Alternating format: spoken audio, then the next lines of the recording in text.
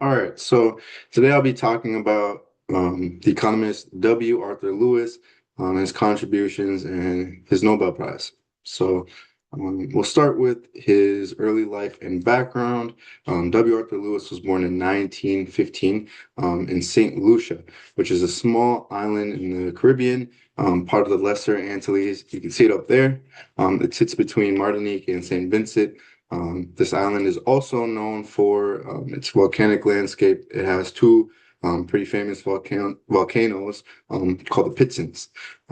Growing up in a British colony, which St. Lucia is, shaped his early understanding of inequality and economic challenges in developing regions. He was an exceptionally bright student and skipped several grades early on. Eventually, he earned a scholarship to study in England at the London School of Economics, which is a very prestigious and well-known university. He did this at a time where opportunities for students, especially from the Caribbean, were extremely limited. So this achievement was huge to not only him, but everyone around him and even people on the island that didn't know him.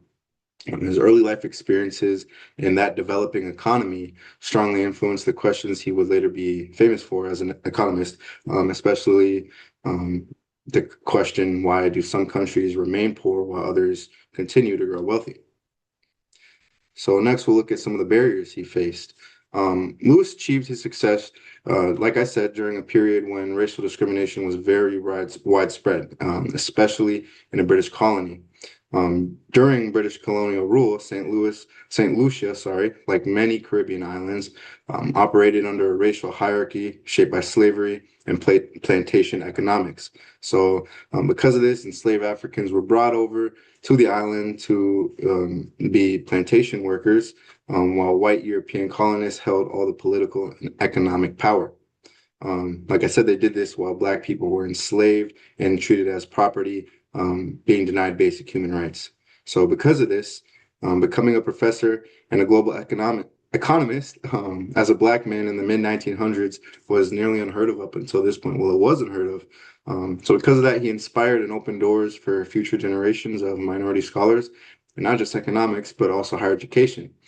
His work also focused on reducing inequality between wealthy and developing nations. In many ways, his life represented both academic and social excellence and progress. So next we'll look at his education. Like I mentioned earlier, Lewis attended the London School of Economics, one of the most respected institutions in the world. He excelled academically and later became the first Black faculty member at the London School of Economics. This was a major milestone for him and Black people in the world everywhere. Like I said, he did this during a time when racial barriers were extremely high, especially in higher education. His academic focus turned toward developmental economics, which studies how poor nations grow and industrialize instead of concentrating on wealthy Western economies.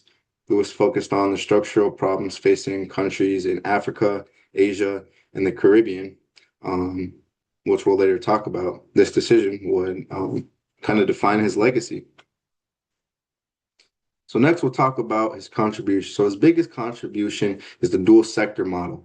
Um, this was developed by W. Arthur Lewis in 1954. And what this is explains how developing countries transition from agricultural economies to industrialized ones. Lewis argued that many poor nations have traditionally rural sectors with a surplus of labor, meaning that they have more workers than are actually needed to produce the amount of food for that population. At the same time, there's a small modern industrial sector in urban areas that is more productive and offers higher wages. So, workers would gradually move from farms to factories, increasing that industrial sector output and overall economic growth. Profits from the industry are reinvested to expand production, creating more jobs, and continuing the shift from agriculture to that industrial sector, like I talked about. This process is known as structural transformation and became one of the most important foundations of developmental economics.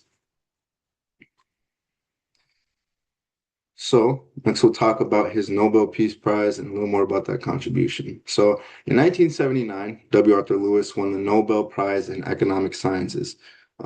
He shared the award with Theodore Schultz, who was his partner for their groundbreaking research on economic development. Lewis became the first Black economist to receive the Nobel Peace Prize. The award recognized his analysis of how developing countries transform their economies and the importance of labor movement and industrialization, like the dual sector model talked about. This achievement cemented his place as one of the most influential economists of the 20th century. Lewis's work emphasized structural transformation, meaning economies must shift from low productivity agriculture to high productivity industry. He also stressed the importance of capital accumulation, reinvesting profits to expand that industrial sector and create long-term growth. His research influenced developmental strategies across Africa, Asia, and Latin America during the mid 20th century, like we mentioned earlier. Um, Governments and international organizations worked with him and used his ideas when forming economic developmental plans. Because of this, he helped shape how the world thinks about poverty reduction and industrial growth even today. So Lewis didn't just contribute through theory, he also held leadership roles. He served as vice chancellor of the University of the West Indies and later taught at Princeton University, two very prestigious schools. Um, Beyond academia, he advised governments in developing countries, including Ghana and Africa, helping them design economic policies that would help them become flourishing countries. His influence extended from classrooms to national economic planning. He believed economics should not just be theoretical, but should improve the real world conditions of actual countries. Today, Lewis's dual sector model is still taught in economics and economic courses worldwide. His ideas remain foundational in developmental countries and in developing economics. In St. Lucia, he is celebrated as a national hero and treasure, and his image appears on the Eastern Caribbean currency, which I put up there earlier. Pretty cool. His work continues to influence how economists and policymakers think about poverty, industrialization, and economic growth.